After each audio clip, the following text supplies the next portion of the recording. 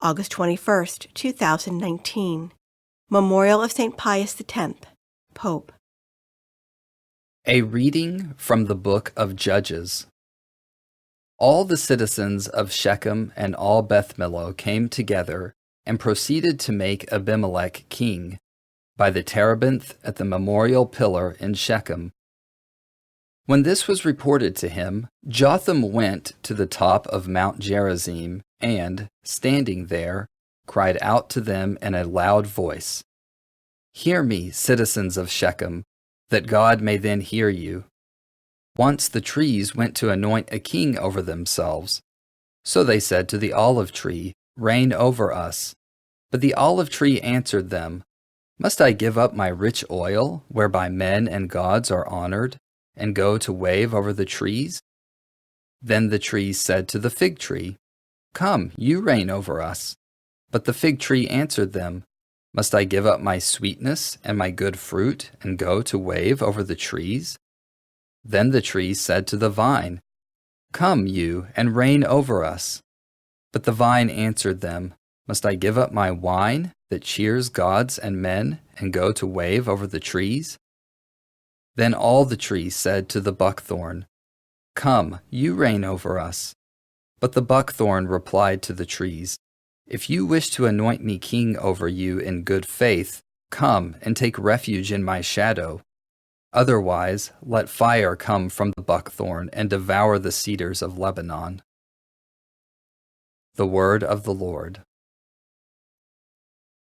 The responsorial psalm. The response is, "Lord, in your strength the king is glad." O Lord, in your strength the king is glad. In your victory how greatly he rejoices. You have granted him his heart's desire. You refuse not the wish of his lips. Lord, in your strength the king is glad. For you welcomed him with goodly blessings. You placed on his head a crown of pure gold. He asked life of you. You gave him length of days forever and ever.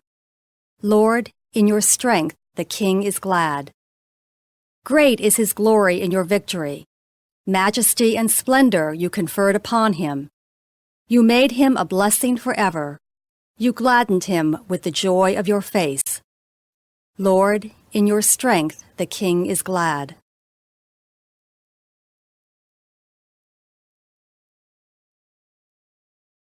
A reading from the Holy Gospel according to St. Matthew. Jesus told his disciples this parable. The kingdom of heaven is like a landowner who went out at dawn to hire laborers for his vineyard. After agreeing with them for the usual daily wage, he sent them into his vineyard. Going out about 9 o'clock, he saw others standing idle in the marketplace.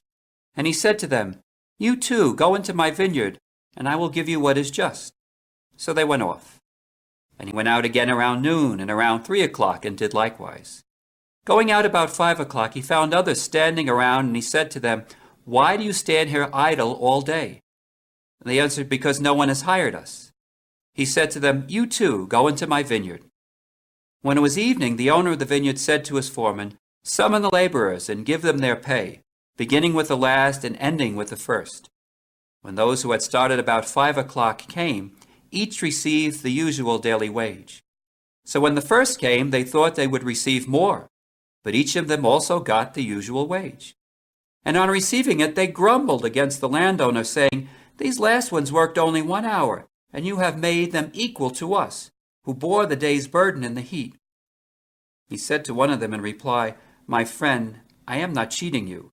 Did you not agree with me for the usual daily wage? Take what is yours and go. What if I wish to give this last one the same as you? Or am I not free to do as I wish with my own money? Are you envious because I am generous? Thus the last will be first, and the first will be last." The Gospel of the Lord.